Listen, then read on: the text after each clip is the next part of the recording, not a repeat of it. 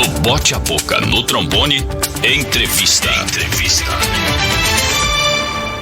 Vamos falar sobre tratamento preventivo e precoce no Bote a Boca no trombone. Temos o prazer de receber o Dr. Pedro Salomão, médico intensivista, para falar sobre este assunto. Paulo Salomão. Doutor Paulo, bom dia, tudo bem? Bom dia. É Pedro, pessoal. É Pedro, vocês falaram certo, depois se confundiram, mas não tem problema. Bom dia, Adilson, bom dia, Caleb, bom dia a todos os ouvintes. Tá bom, obrigado. Desculpa aí, doutor Pedro, foi mal, né? Mas tudo bem. Sem problema. Vou dar um desconto que hoje é sexta-feira. Mas Pedro e Paulo eram apóstolos, né? Deus estava na turma lá de Cristo, hein, doutor? É verdade, isso aí. Doutor, existe uma polêmica grande em relação ao tratamento preventivo e ao tratamento precoce em relação quando se fala em pandemia. E até existe uma politização em cima disso também. O que temos a falar sobre esse assunto tão importante? É uma pena que aqui no país a gente acabou caindo para esse lado, né? Isso trouxe bastante prejuízo para as medidas de controle para serem adotadas na pandemia, né? E grande parte do caos que a gente está vivendo hoje se deve a isso, a gente ter politizado ciência, né? A gente não pode politizar ciência, né?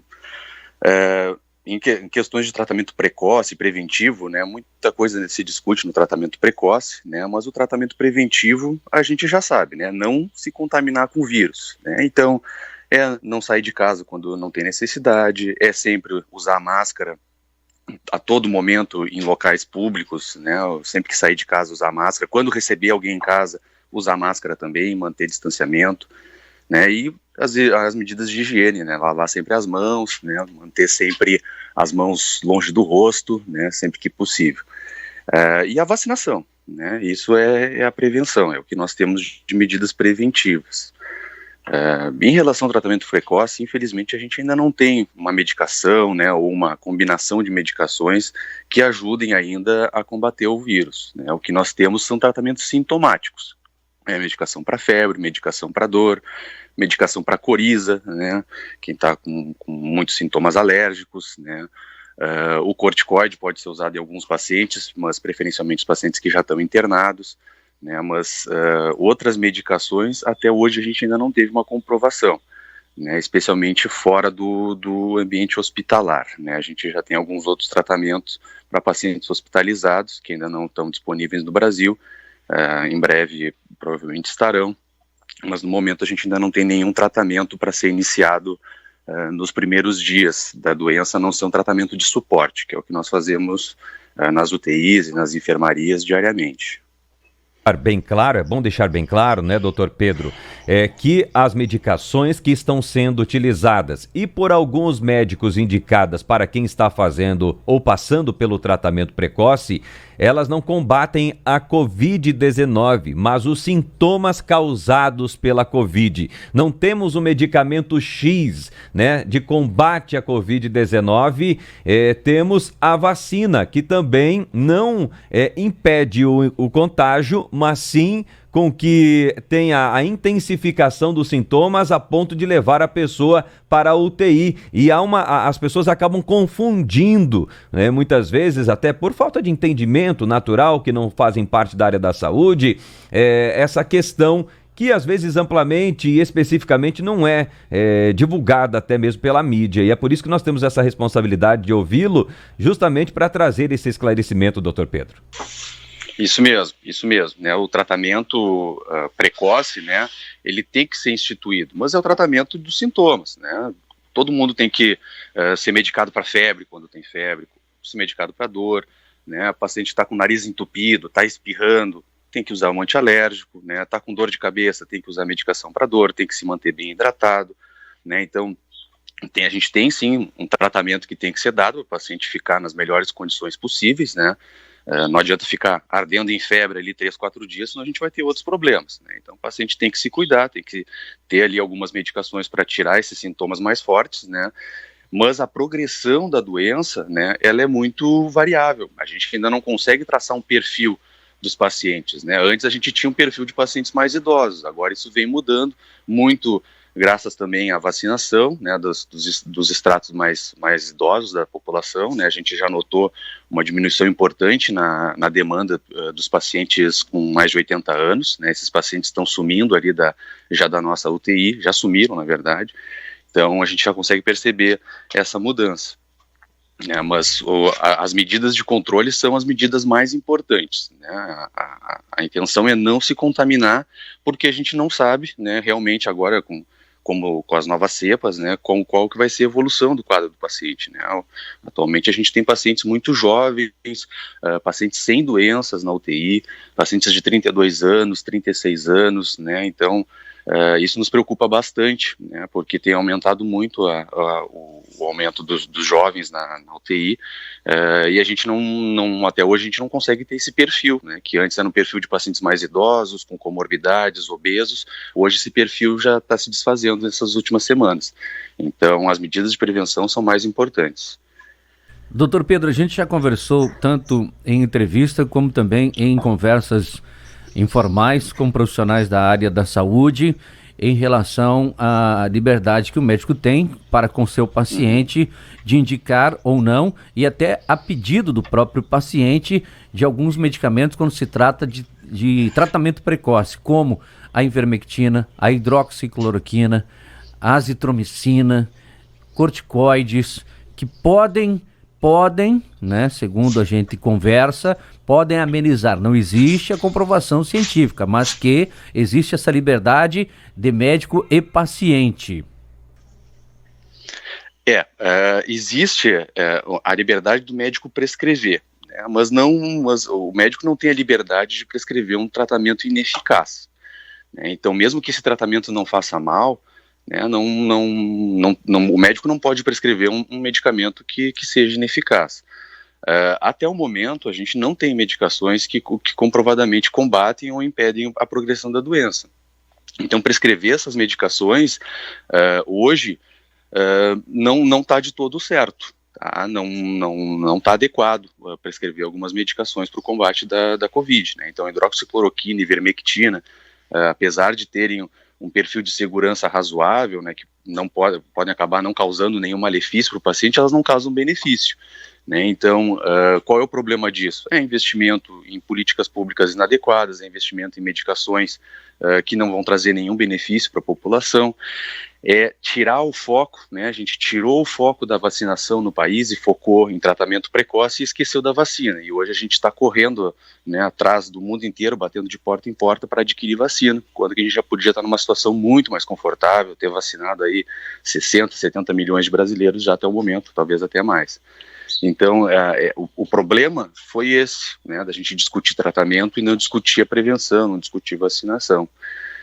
Então, né, o paciente chega com um problema, se eu prescrevo uma medicação completamente oposta ao tratamento dele, né, é um tratamento errado. Né? Então, é a mesma coisa no caso do tratamento precoce. Né, são medicações que não são aprovadas, né, pelos órgãos regulatórios, nenhum do mundo, né, na verdade, só no Brasil que a gente ainda discute tratamento precoce, né, como se o tratamento fosse surgir aqui no país, né, Europa, Estados Unidos, todos com muito mais investimento, né, em medicação e pesquisa, e não descobriram, e nós vamos descobrir, às vezes, por uma opinião de um médico numa cidade do interior. A gente tem que ter o mínimo de bom senso, né? Essas coisas não vão surgir assim, né? Não vai surgir num vídeo do YouTube, não vai surgir uma medicação. Agora estão usando uns tratamentos ainda mais esdrúxulos, né? Eu vi uns vídeos, eu fico assustado com essas coisas, porque eu sei que é um pouco de desespero, né? Que todos nós estamos assim, né? A população, as equipes de saúde, os governadores, né? Tá todo mundo um pouco perdido nisso. Mas a gente tem que ter um mínimo de bom senso, né, e entender que a ciência tem que nos guiar nesse momento, né, e a ciência fala, isolamento social, uso de máscara, higiene de mãos e vacinação, né, e o tratamento, infelizmente, a gente não conseguiu avançar nesse pouco tempo de doença, né, em um ano a gente não conseguiu descobrir uma cura, né, ou uma medicação que nos ajude, mas é porque isso a ciência leva tempo para tirar as dúvidas, né, para fazer as confirmações necessárias dos tratamentos, né. Doutor Pedro, vamos lá. Cloroquina, ivermectina, nitazoxanida, azitromicina, vitamina D, zinco. Estamos ouvindo algumas argumentações, inclusive notícias, falando que a associação dessas medicações podem gerar problemas hepáticos. Mas em quanta quantidade?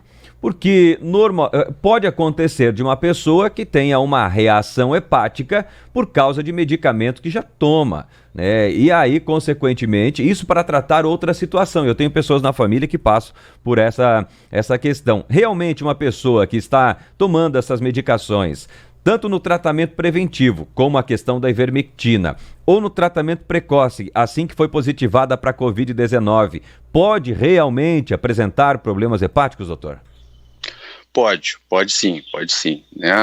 No caso da hidroxicloroquina, o nosso maior medo são as arritmias cardíacas em pacientes que têm alguma patologia prévia, né, ou alguma propensão a apresentar arritmias. E no caso da ivermectina, parece haver alguns relatos em relação ao malefício hepático, né? Claro, a ivermectina a gente usava como um antiparasitário, né? A dose era muito pequena, né? Então se usava 2 comprimidos e depois se repetia a dose de 2 comprimidos e só, né? Hoje se tem usado ivermectina diariamente, né? Pois mas essa utilização, né, da ivermectina seria num período de quanto tempo, assim, no ano, por exemplo? Uma vez por ano, a cada 6 meses? Isso, a cada 6 meses, né? A ivermectina ela é para piolho, né? Para sarna, né? Então não é todo ano que se usa uma medicação dessas, né? Também estrongiloides, que é um parasita intestinal que também pode causar infecção intestinal, mas que também não é uma doença gravíssima, né? Uma doença que a gente vê todos os dias. Mas, né, se usaria a ivermectina uma das vezes ao ano. Então se usaria de 4 a 8 comprimidos ao ano, né? E agora a gente vem usando, né, alguns pacientes ficam usando ivermectina preventivamente, alguns usando aí por alguns dias no tratamento da Covid, né? Se usava por 3 a 5 dias, né, em alguns protocolos que eu acabei lendo. Mas, né, então a gente não sabe a propensão que os pacientes têm, né? Algum paciente já tem alguma doença hepática, né, já tem a deficiência de alguma enzima que está ligada no metabolismo dessas medicações, né? Então daqui a pouco a gente pode ter sim algumas complicações, como tem alguns casos aí relatados de pacientes que evoluíram com insuficiência hepática e necessidade de transplante de fígado, né? Então é uma coisa muito grave, né? A gente deixar um tratamento que não é preconizado cientificamente, né, ser utilizado em larga escala pela população, um tratamento que é barato, é fácil de adquirir, não precisa de receita, né, ele chega na farmácia, consegue comprar, ele vai usar por quanto tempo? A gente não sabe, né, ele vê no vídeo de YouTube, uns dizem para usar uma dose assim, outros dizem para usar tanto tempo assim. Então é um descontrole, né? Então a população fica exposta, né, aos riscos que essas medicações podem trazer. Muito bem, tá aí. Então vamos esperar a vacina, que hoje inclusive chegou mais de 140 mil aqui no estado de Santa Catarina. É o caminho, né, Edilson? É o caminho, e o quanto mais chegarem, mais gente será vacinada, o que, como o Caleb falou e já foi dito várias vezes, não elimina a possibilidade de você ser infectado pela Covid, mas sim para que você não acabe se agravando nas situações de outras doenças também. Obrigado, doutor Pedro Salomão, intensivista, falando aqui no Bote a Boca no Trombone. Obrigado, pessoal. Bom dia a todos. Bom final de semana. Até mais. Se cuidem. No Bote a Boca no Trombone.